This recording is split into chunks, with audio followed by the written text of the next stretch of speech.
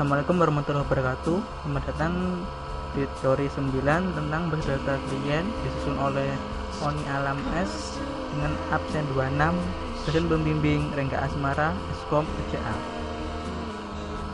Pokok bahasan pertama pendahuluan, lalu arsitektur klien server, pengaksesan query pada basis data klien server.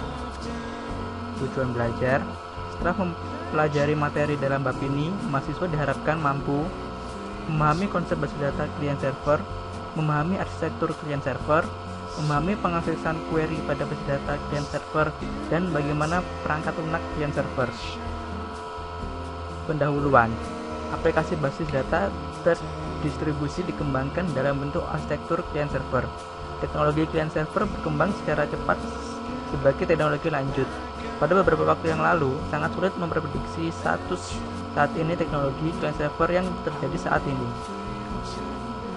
Hal ini sama sulitnya dengan memprediksi teknologi untuk beberapa tahun ke depan. Beberapa faktor yang berpengaruh pada fungsi klien atau server atau keduanya melibatkan perangkat keras dan perangkat lunak, protokol network, teknologi LAN atau WAN, dan komunikasi. Penurunan biaya dari beberapa faktor tersebut menyebabkan semakin besar kemungkinan mempunyai sistem yang kuat. Saat ini arsitektur klien server yang banyak digunakan dalam industri disebut two-tier arsitektur. Pada arsitektur ini, server mengirim data dan klien mengakses data. Server memainkan perannya yang dominan pada arsitektur ini. Keuntungan sistem ini adalah kesederhanaan dan kompatibilitas dengan sistem yang legal. Arsitektur klien server yang dikembangkan kemudian adalah three-tier arsitektur. Pada model ini, layer direpresentasikan sebagai host, server, dan klien. Server memainkan peranan sebagai penengah dengan mengirim aturan bisnis atau prosedur atau constraint yang digunakan untuk mengakses data dari host. Klien berisi antarmuka atau GUI dan beberapa aplikasi tambahan mengenai aturan bisnis. Kemudian, server bertindak sebagai conduit of passing proses data dari host ke klien, di mana kemudian diproses atau difilter dan dipresentasikan ke pemakai dalam format GUI. Arsitektur klien server: antarmuka pemakai, aturan, dan pengaksesan data bertindak sebagai three-tier. Klien biasanya dihubungkan ke server melalui LAN dan server dihubungkan ke host melalui WAN. Klien memakai remote yang dihubungkan ke server melalui WAN juga. Sistem ini sangat cocok untuk perusahaan besar di mana basis data terpusat dapat disimpan dalam host dan biaya pembangunan LAN dan WAN dapat diatur dan dioptimasi menggunakan teknologi yang baru untuk setiap bagian yang berbeda dalam organisasi. Pengaksesan query pada basis data klien server. Setiap klien harus menggunakan query SQL yang tepat dan menyediakan antarmuka pemakai dan fungsi antarmuka untuk bahasa pemrograman. Karena SQL adalah bahasa standar relasional, berbagi SQL server, meskipun disediakan oleh vendor yang berbeda, dapat menerima perintah SQL. Klien juga merujuk pada data dictionary yang di dalamnya terdapat informasi pada data distribusi di antara server SQL yang berbeda, sebagai modul untuk dekomposisi query global ke dalam sejumlah query lokal yang dapat dieksekusi pada berbagai tempat. Interaksi antar klien dan server selama pemrosesan query SQL adalah sebagai berikut. Pertama, klien melakukan parsing query pemakai dan memecahnya ke dalam sejumlah query independen untuk setiap tempat. Setiap query tersebut dikirim ke server yang sesuai. Kedua, setiap server memproses query lokal dan mengirim relasi hasil klien. Ketiga, klien mengkombinasikan hasil subquery untuk memproduksi hasil dari query asal yang dikirim. Pada pendekatan ini, server SQL juga disebut transaction server atau database processor (DP) atau backend machine. Sedangkan klien disebut application processor atau AP atau front-end machine.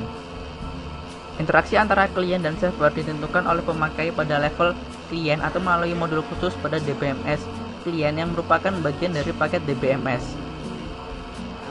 Dalam DBMS yang banyak digunakan, modul perangkat lunak dibagi dalam 3 level. Pertama, perangkat lunak server bertanggung jawab pada manajemen data lokal kebanyakan sama dengan perangkat lunak DBMS. 2. Perangkat lunak klien bertanggung jawab untuk fungsi distribusi, mengakses informasi distribusi data dari katalog DDBMS dan memproses semua permintaan yang membutuhkan akses ke lebih dari satu tempat. Hal ini juga ditangani semua antar muka user. Ketiga, perangkat lunak komunikasi atau biasanya dihubungkan dengan sistem operasi distribusi menyediakan primitif komunikasi yang digunakan oleh klien untuk mengirim perintah dan data ke tempat yang berbeda sesuai kebutuhan. Hal ini bukan bagian yang terpenting dalam DDMS, tetapi menyediakan primitif komunikasi dan pelayanan yang esensial. Pengaksesan query pada basis data klien server. Klien bertanggung jawab untuk membangkitkan eksekusi terdistribusi untuk beberapa tempat server suatu query atau transaksi untuk melakukan supervisi eksekusi terdistribusi dengan mengirim perintah ke server. Perintah ini termasuk query lokal dan transaksi yang dieksekusi selain perintah untuk mengirim data ke klien atau server lain. Satu fungsi yang mungkin dari klien adalah menyembunyikan detail distribusi data dari pemakai yang memungkinkan pemakai menulis query global transaksi seperti basis data yang terpusat tanpa harus menentukan tempat di mana data dirujuk dalam query atau transaksi berada. Properti ini disebut distribution transparency. Beberapa DDMS tidak melakukan distribution transparency sehingga pemakai harus berhati-hati terhadap distribusi data secara detail. Ringkasan, konsep arsitektur client server berhubungan dengan basis data terdistribusi.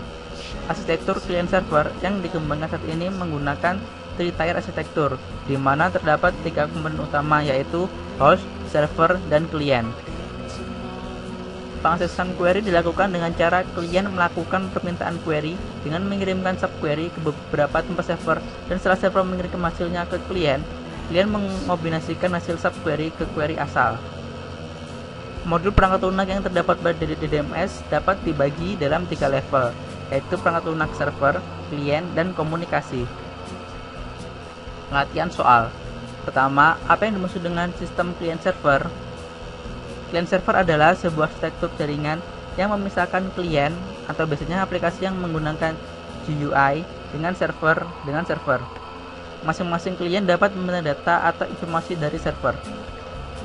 Kedua, apa perbedaan konsep arsitektur client server yang ada sekarang dengan arsitektur sistem terdistribusi? Konsep arsitektur client server yang ada sekarang adalah pada arsitektur ini, server mengirim data dan klien mengakses data. Server memainkan peranan yang dominan pada arsitektur ini. Keuntungan sistem ini adalah kesederhanaan dan kompatibilitas dengan sistem yang legal. Dengan pada konsep arsitektur sistem terdistribusi, sistem dianggap sebagai satu set layanan yang disediakan untuk klien. Server dan klien diberlakukan berbeda. Ketiga, sebutkan bagaimana tugas host, server, dan server pada three-tier arsitektur. Server memainkan peranan sebagai penengah dengan mengirim aturan bisnis atau prosedur atau constraint yang digunakan untuk mengakses data dari host. Klien berisi antar muka GUI dan beberapa aplikasi tambahan mengenai aturan bisnis. Kemudian, server bertindak sebagai conduit of patching, memproses data dari host ke klien, di mana kemudian diproses atau difilter dan dipresentasikan ke pemakai dalam format GUI. Antar muka pemakai, aturan dan mengakses data bertindak sebagai three-tier. Klien biasanya dihubungkan ke server melalui LAN dan server dihubungkan ke host melalui WAN. Klien melakukan remote yang dihubungkan ke server melalui WAN juga. Jelaskan bagaimana pengaksesan query dari klien ke server dan hasil query dari server ke klien. Pengaksesan query dilakukan dengan cara klien melakukan permintaan query dengan mengirimkan subquery ke beberapa tempat server, dan setelah server mengirimkan hasilnya ke klien mengkombinasikan hasil subquery ke query asal. Terakhir, perangkat lunak apa saja yang diperlukan pada sistem klien server? Pertama, perangkat lunak server bertanggung jawab pada manajemen data lokal, kebanyakan sama dengan perangkat lunak DBMS. 2. Perangkat lunak klien bertanggung jawab untuk fungsi distribusi, mengakses informasi distribusi data dari katalog DDBMS dan memproses semua permintaan yang membutuhkan akses ke lebih dari satu tempat. Hal ini juga ditangani semua antar muka user. 3. Perangkat lunak komunikasi, biasanya dihubungkan dengan sistem operasi distribusi, menyediakan primitif komunikasi yang digunakan oleh klien untuk mengirim pemerintah data ke tempat yang berbeda sesuai kebutuhan. Hal ini bukan bagian yang terpenting dalam DDBMS, tetapi menyediakan primitif komunikasi dan pelayanan yang esensial. Sekian presentasi video dari saya. Wassalamualaikum warahmatullahi wabarakatuh.